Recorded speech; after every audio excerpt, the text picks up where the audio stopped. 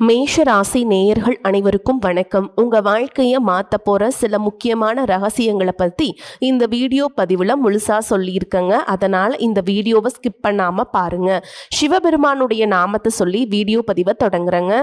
ஓம் நமச்சிவாய. உங்களால முடிஞ்சதுன்னா கமெண்ட் பாக்ஸ்ல ஒரே ஒரு முறை கமெண்ட் பண்ணுங்க. இன்னும் நம்ம சேனலை சப்ஸ்கிரைப் பண்ணலனா மறக்காம சப்ஸ்கிரைப் பண்ணிக்கோங்க. வாங்க வீடியோக்குள்ள போலாம். மேஷ ராசி நேயர்களே, உங்களை பொறுத்த வரைக்கும் இப்போ கிரக நிலைகள் எப்படி இருக்குன்னு பார்க்கலாங்க.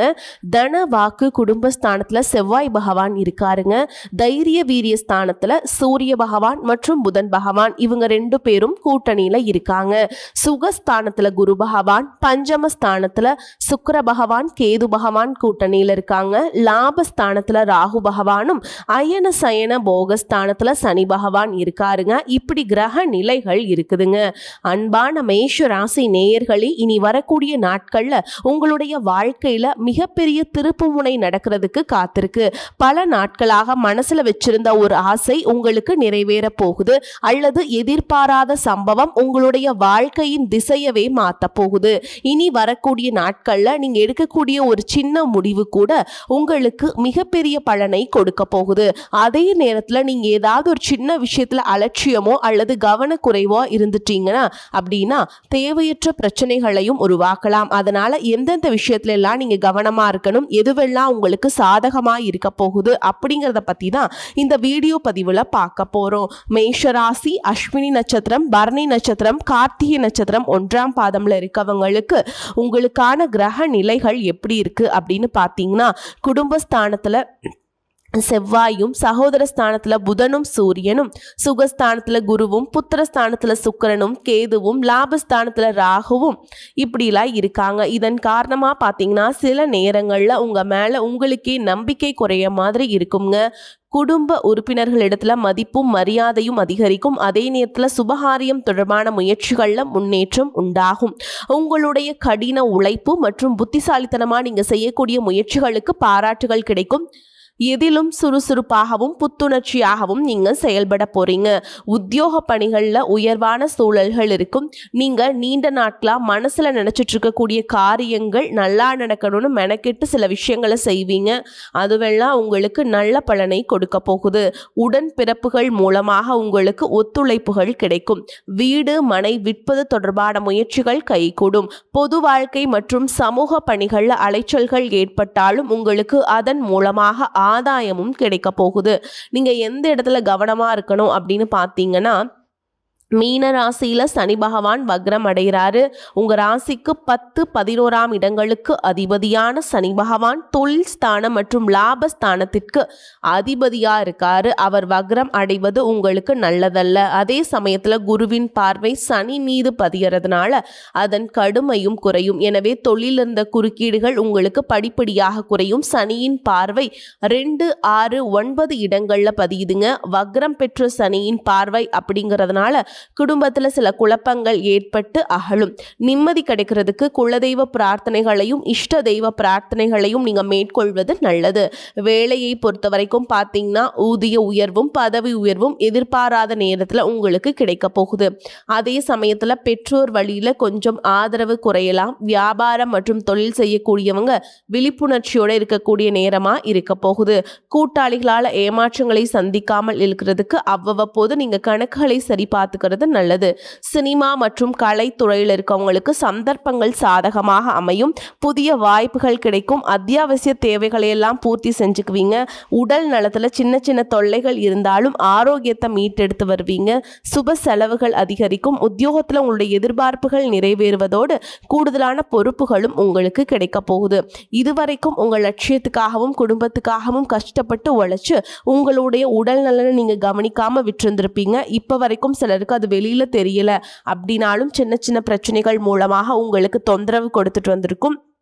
அந்த உடல் சார்ந்த பிரச்சனைகள் முழுவதும் குணமாகணும் அப்படின்னா அதற்கு தகுந்த சிகிச்சை முறைகளை எடுத்துக்கிறது மட்டும் இல்லாம உங்களுடைய உடல் நலனையும் நீங்க பாதுகாக்கணும். உங்ககிட்ட நிறைய ஆற்றல் இருக்கு, திட்டங்கள் இருக்கு, கடின உழைப்பு எல்லாமே இருக்கு.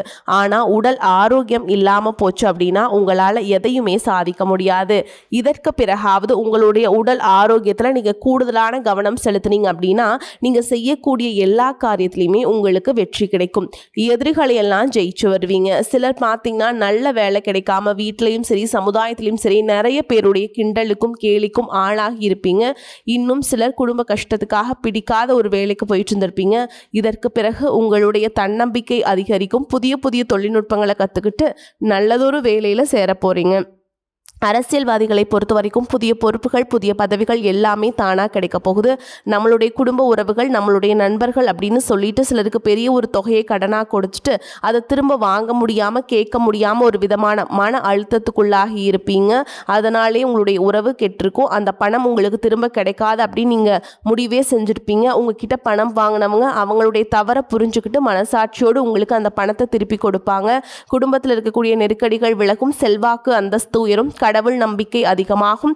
பெரியவங்களுடைய உதவிகள் உங்களுக்கு கிடைக்கும். உறவுகளில் இருந்த சண்டை சச்சரவுகள் முழுவதுமாகவே விலகும். புதிய நண்பர்களும் உங்களுக்கு உதவி செய்வாங்க. தொழிலில் ஏற்பட்ட நெருக்கடிகள் விலகும். பொருளாதார ரீதியாக நலிவடைந்த நிறுவனங்கள் முன்னேறவும் போகுதுங்க.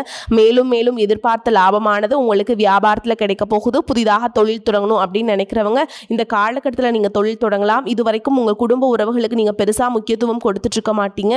எத்தனையோ கஷ்டமான சூழல்கள் உங்களோட எல்லாவற்றையும் சகித்து கொண்டிருந்த குடும்ப உறவு இந்த சகிப்புத்தன்மை இழந்து கடமைக்கு ஏதோ ஒரு வாழ்க்கையை வாழ்ந்துட்டு இருக்க மாதிரியான சூழல்ல இருந்திருப்பாங்க.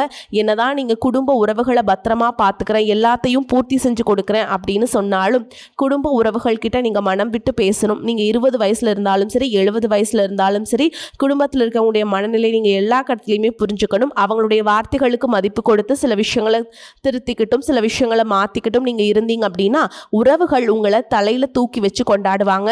உங்களை பொறுத்த வரைக்கும் குடும்பத்துல நிம்மதி முழுசா கிடைக்கணும் அப்படின்னா சில இடங்கள்ல விட்டு கொடுத்து போறதுதான் நல்லது அப்படிங்கிறத ஞாபகம் வச்சுக்கோங்க. இவையெல்லாம் சரியா செய்யாத காரணத்தினால தான் நிறைய பேருடைய குடும்பத்துல கணவன் மனைவியா இருப்பாங்க. வெளியே போவாங்க வருவாங்க. ஆனா உண்மையான அந்யோன்யம் இருக்காது. சரியா பேசிக்க கூட மாட்டாங்க. சமுதாயத்துக்காக போலியான ஒரு வாழ்க்கையை வாழ்ந்துட்டு இருக்க மாதிரி இருக்கும். இதற்கு பிறகு உங்க வாழ்க்கையில் இதுவெல்லாம் நடக்கக்கூடாது அப்படின்னா மனம் விட்டு பேசி உங்க கூட அதிகமான நேரத்தை செலவிடணும். உங்கள் மேலே அவங்களுக்கு நம்பிக்கை வர மாதிரி நடந்துக்கணும். பண வசதி வாய்ப்புகள் எல்லாருக்கும் தேவை அப்படின்னாலும் அதை வச்சு நிம்மதியான அழகான ஒரு வாழ்க்கையை வாழ முடியாது. கோடீஸ்வரனாக இருக்கவங்க கூட கஷ்டப்படுறதையும் ஏழைகளாக இருக்கவங்க கூட சந்தோஷமாக இருக்கிறதையும் நம்மளால் பார்க்க முடியுது. சின்ன சின்ன விஷயங்களை கூட சரியாக பேசி முடிக்காத காரணத்தினால தான் பெரிய பெரிய பிரிதல்கள் எல்லாமே வருதுங்க. இன்னும் சிலருக்கு பார்த்தீங்கன்னா விவாகரத்து வரைக்கும் கூட போயிடுது. இந்த மாதிரியான விஷயங்கள் எல்லாம் உங்கள் வாழ்க்கையில் நடக்கிறதுக்கு நீங்கள் மட்டுமே முழுமையான காரணம் இல்லை. உங்களை மட்டுமே குற்றம் சொல்லிட முடியாது. சில கிரகங்களுடைய பார்வை தசா புத்தியினுடைய பலன்கள் காரணமாகவும் இதுவெல்லாம் நடக்கும். சில ஜோதிட சூட்சமங்களை எல்லாம் நீங்க புரிஞ்சுக்கிட்டு சரியான விஷயங்களை மட்டும் செஞ்சீங்க அப்படின்னா உங்களுடைய வாழ்க்கையிலும் நல்லது நடக்கும். நீங்க விவாகரத்து வாங்கியிருந்தா கூட 2 பேருடைய உள்ளத்திலும் தூய்மையான புரிதல் வர வரைக்கும் உண்மையா நடந்துக்கங்க. உங்க வாழ்க்கையில நடந்த சம்பவங்கள் எந்த மாதிரி சிச்சுவேஷன்ல நடந்துச்சு அப்படின்னு மற்றவங்க சூழல்ல இருந்து உணர்வு பூர்வமா நினைச்சு பாருங்க. நிச்சயமா உங்க மனசுக்குள்ள மிகப்பெரிய மாற்றம் வரும். இந்த மாற்றத்தின் காரணமா குடும்ப உறவுகள் மீண்டும் சேர்வாங்க. இதுவெல்லாம் உடனே நடக்கல அப்படின்னாலும் சில மாதங்கள்ல ஒன்றா சேர்வதற்கான வாய்ப்புகள் இருக்கு. இந்த வாய்ப்புகள் சரியாக அமையும் போது நீங்கள் அதை பயன்படுத்திக்கிட்டீங்கன்னா உங்களுடைய வாழ்க்கை உங்களுக்கு பிடிச்ச மாதிரியே மாறும். உங்களுடைய முன்னேற்றத்தை தடுக்கிறதுக்கும் உங்களை அவமானப்படுத்துறதுக்கும் இங்கே நிறைய பேர் கூடவே இருந்துட்டு முயற்சி பண்ணிகிட்ருக்காங்க. ஆனாலும் அவங்களுடைய சதிகளையும் சூழ்ச்சிகளையெல்லாம் தாண்டி இப்போ வரைக்கும் ஓரளவுக்கு நீங்கள் நல்லா இருக்கீங்க அப்படின்னா உங்ககிட்ட இருக்கக்கூடிய நல்ல எண்ணங்களும் கடவுள் பக்தியும் இதுவரைக்கும் நீங்கள் செஞ்ச தர்ம காரியங்களும் தான் உங்களை காப்பாற்றிக்கிட்டு இருக்கு. இதுக்கு முன்னாடி நல்ல நண்பர்களாக இருந்திருப்பாங்க, நல்ல உறவுகளாக இருந்திருப்பாங்க. அவங்களே தன்னுடைய சுயநலத்துக்காக துரோகங்களை எல்லாம் செஞ்சு உங்களுடைய வாழ்க்கையை கெடுக்கணும் அப்படின்னு நினைக்கும் போது இந்த உலகத்தில் யார் நல்லவங்க யார் கெட்டவங்க யாரை நம்புறது அப்படிங்கிறது தெரியாம தான் நீங்கள் புலம்பிட்டு இருக்கீங்க. ஒரு வகையில் இந்த மாதிரி விஷயங்கள் உங்களுக்கு கஷ்டத்தை கொடுத்தாலும் இப்போவாவது இவங்க நம்ம மேலே எவ்வளவு பொறாமையோடவும் வன்மத்தோடவும் இருக்காங்க அப்படிங்கிறத ஓரளவுக்கு நீங்கள் புரிஞ்சிருப்பீங்க. இதையெல்லாம் தெரிஞ்சும் கூட நீங்கள் என்னமோ பண்ணுங்கள், எத்தனையோ நல்லது செஞ்ச எனக்கு மனசாட்சிக்கு விரோதமாக தப்பு செய்கிறீங்க அப்படின்னா அந்த கடவுள் உங்களுக்கு நிச்சயமாக மிகப்பெரிய தண்டனையை கொடுப்பார் அப்படின்னு தான் கடவுள்கிட்ட உங்களுடைய வேண்டுதலை எல்லாம் வச்சுட்டு கடந்து போயிட்டுருக்கீங்க. இப்போ இருக்கக்கூடிய சூழலில் தான் உண்டு தான் வேலை உண்டு அப்படின்னு தான் இருக்கீங்க. இருந்தாலும் உங்களுடைய கஷ்டத்தையும் கண்ணீரையும் மற்றவங்களுக்கு தெரியாத மாதிரி தான் பார்த்துட்ருக்கீங்க. உங்களுடைய வாழ்க்கை உங்களை எப்படி புரட்டி போட்டாலும் முடக்கி வச்சாலும் நீங்கள் எப்பவும் போல் சாதாரணமாக இருக்கிறதுனால உங்களை சுற்றி இருக்கவங்க எல்லாருமே இவங்களுக்கு என்னப்பா ஜாலியான வாழ்க்கை வாழ்கிறாங்க, இவங்க கிட்ட என்ன குறை அப்படின்னு சொல்லுவாங்க. ஆனால் மனசில் நிம்மதி இல்லாமல் சரியாக சாப்பிட முடியாமல் அவ்வளவு ஏங்க நிம்மதியாக தூங்க முடியாமல் கூட நீங்கள் எவ்வளவு கஷ்டப்படுறீங்க அப்படிங்கிறது உங்களுக்கும் அந்த கடவுளுக்கு மட்டும்தாங்க தெரியும். இந்த மாதிரி உங்கள் வாழ்க்கையில் திடீர்னு ஒரு பிரச்சனை, உடம்பு சரியில்லை, ஹாஸ்பிட்டலில் பெருசாக செலவு வந்துருச்சு, குடும்பத்தில் அவசர தேவைக்கு பணம் பத்தலை, பிஸ்னஸ் லாஸ் ஆயிடுச்சு அப்படின்னு உங்கள் வாழ்க்கை முடிஞ்சிருச்சுன்னா கூட நீங்கள் உங்களுக்கு உதவி செய்கிறதுக்கோ ஆறுதலாக 4 வார்த்தை பேசுகிறதுக்கோ அவ்வளவு ஏங்க திரும்பி பார்க்க கூட உண்மையான ஆள் கிடையாதுங்க. ஆனால் நீங்களாவே ஏதோ தடுமாறி எந்திரிச்சு நிற்கிறப்போ உங்களை குறை சொல்கிறதுக்குனே நிறைய பேர் தேடி வருவாங்க. உங்கள் சொந்தக்காரங்க தெரிஞ்சவங்க அப்படின்னு எல்லாரும் தேவைக்கு மட்டும்தான் உங்களை பயன்படுத்திக்கிறாங்க. இதையெல்லாம் தெரிஞ்சதுக்கப்புறமும் மறுபடியும் அவங்களுக்கெல்லாம் உதவி செஞ்சு ஏமாறக்கூடியவங்களாக தான் நீங்கள் இருக்கீங்க. இந்த வாழ்க்கையில் எப்படியாவது முன்னேறணும் அப்படிங்கிறதுக்காக தினம் தினம் கஷ்டப்பட்டு உழைக்கிறீங்க. இது நாள் வரைக்கும் என்னுடைய மனசாட்சிக்கு தெரிஞ்சு நான் யாருக்கும் எந்த கெடுதலையோ கஷ்டத்தையோ துன்பத்தையோ கொடுத்ததில்லை, எனக்கு மட்டும் ஏன் இந்த மாதிரி இந்த வாழ்க்கையில் இப்படி நடக்குது அப்படின்னு ஆதங்கப்படுறது உண்மைதாங்க. என்ன இருந்தாலும் உங்களுக்கு இவ்வளவு கஷ்டங்கள் ஆகாது. இந்த மாதிரி பிரச்சனைகள் உங்கள் வாழ்க்கையில் வரும், கொஞ்ச நாளுக்கு அப்புறம் அது போயிடும். நிறைய நேரங்களில் பார்த்தீங்கன்னா உங்களால் எந்த பிரச்சனைகளும் வராது, ஆனால் உங்களை சுற்றி இருக்கவங்க மூலமாக தான் உங்களுக்கு நிறைய பிரச்சனைகள் வருது அப்படிங்கிறத இப்போவாவது கொஞ்சம் புரிஞ்சிருப்பீங்க. இவ்வளவு நடந்ததுக்கப்புறம் இனி என் வாழ்க்கை மாறுமா அப்படின்னு நீங்கள் கேட்குற கேள்விகளுக்கெல்லாம் பதிலாதாங்க இனி வரக்கூடிய கிரக நிலைகள் மற்றும் அந்த இயக்கத்தின் காரணமாக உங்களுக்கு நல்ல பலன்கள் எல்லாமே கிடைக்க போகுதுங்க. இது நாள் வரைக்கும் நடந்த கெட்ட விஷயத்தை எல்லாமே விட்டுருங்க. இனி வரக்கூடிய நாட்களில் உங்களுக்கு எந்த மாதிரி நன்மைகள் கிடைக்க போகுது அப்படிங்கிறத பற்றி தான் இந்த வீடியோ பதிவில் பார்க்க போகிறோம். முதலாவதா மீனராசியில் இருக்கக்கூடிய சனி பகவான் உங்களுக்கு ஆரம்பத்தில் சில தடைகளை கொடுத்திருந்தாலும் இந்த வருடத்தின் இறுதிக்குள்ள உங்களுக்கு நல்ல பலன்களை எல்லாம் கொடுக்க போறார், தடைகளை எல்லாம் விளக்க போறார். இதன் மூலமாக பொருளாதார ரீதியாக உங்களுக்கு நல்ல முன்னேற்றம் அப்படிங்கிறது விரைவிலேயே ஏற்பட போகுதுங்க. அடுத்ததாக பார்த்தீங்கன்னா சுக்கிர பெயர்ச்சி, புதிதாக வீடு வாகனங்கள் எல்லாமே வாங்குவீங்க. ஆரம்பத்தில் பொருளாதாரத்தில் ஏற்ற இறக்கங்கள் இருந்தாலும் இந்த வருடம் முடியும் பொழுது குறிப்பிட்ட அளவுக்கு நீங்க சொத்து சேர்த்து வச்சிருப்பீங்க. குரு பகவான் மிதுன ராசியிலிருந்து தன்னுடைய உச்ச ராசியான கடக ராசிக்கு போகும் பொழுது கஜ கேசரி யோகமும் உண்டாக போகுது. இந்த நேரத்தில் உங்க நிதி நிலைமை ரொம்பவே முன்னேற்றமாக இருக்கும். குழந்தை பாக்கியம் இல்லை அப்படின்னு கவலைப்பட்டு இருக்கவங்களுக்கு நிச்சயமா குழந்தை பாக்கியம் உருவாகும். அவங்களுடைய உடல் நலனில் எவ்வளவு பிரச்சனைகள் இருந்தாலும் அதையெல்லாம் சரி செஞ்சு இந்த பாக்கியத்தை அடைய போறீங்க. குடும்பத்திலையும் மனதிலையும் மிகப்பெரிய மகிழ்ச்சி நிரந்தரமாக இருக்க போகுது. படிக்கக்கூடிய மாணவர்களுக்கும் கல்வி ரொம்பவே சிறப்பாக இருக்க போகுது. அடுத்ததாக பார்த்தீங்கன்னா நவம்பர் மாதத்தில் ஏற்படக்கூடிய ராகு கேது பயிற்சியில் குடும்பம் மற்றும் தொழிலில் திடீர் மாற்றங்களும் திருப்பங்களும் ஏற்பட போகுது. நீண்ட நாளாக நிறைய பேர் உடல் நலம் சார்ந்த பிரச்சனைகளில் முடங்கி கிடந்திருப்பாங்க, நடக்கிறதுக்கே ரொம்பவே சிரமப்பட்டு இருந்திருப்பாங்க. அந்த பிரச்சனை எல்லாமே முழுவதுமாக நிவர்த்தியாக போகுது. கடந்த காலகட்டங்களில் உங்களுக்கு நல்லதொரு வேலை கிடைச்சிருக்காதுங்க. குடும்ப கஷ்டத்திற்காக குறைவான சம்பளத்தில் பிடிக்காத வேலையை செஞ்சு இருந்திருப்பீங்க. உங்களை பொறுத்த வரைக்கும் பிஇ படிச்சிருப்பீங்க, டிகிரி படிச்சிருப்பீங்க. சில பேர் தன்னுடைய கல்வி தகுதிக்கு சரியான வேலை கிடைக்கல அப்படின்னு ரொம்பவே ஆதங்கப்பட்டு இருந்திருப்பீங்க. வரக்கூடிய நாட்களில் நீங்கள் சரியான முயற்சிகளை எடுத்தீங்க அப்படின்னா அரசாங்க வேலைக்கு நீங்கள் முயற்சி பண்ணாலும் உங்களுக்கு அரசாங்க வேலை கிடைக்குங்க. பேங்க் வேலையோ ஐடி கம்பெனியோ அல்லது தனியார் நிறுவனங்களோ உங்களுக்கு மனசுக்கு பிடிச்ச மாதிரியான நல்ல வருமானத்தோடு வேலை கிடைக்கக்கூடிய சூழலும் இருக்கு.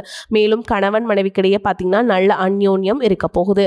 இதுவரைக்கும் இருந்த மன கஷ்டங்கள் எல்லாம் நீங்கி ஒற்றுமையோடு இருக்க போறீங்க. சொத்து மற்றும் பல பிரச்சனைகள் காரணமாக நீதிமன்றத்தில் ஏதாவது வழக்குகள் இருக்குது அப்படின்னா கூட அதுவெல்லாம் உங்களுக்கு சாதகமாக மாறும். அதிலும் சொத்து விஷயத்தில் சனி பகவானுடைய பார்வை உங்களுக்கு நேரடியாக இருக்கிறதுனால சில தடைகளை கடந்து வரும்பொழுது உங்களுக்கு அந்த சொத்தானது நிச்சயமாக கிடைக்கும்.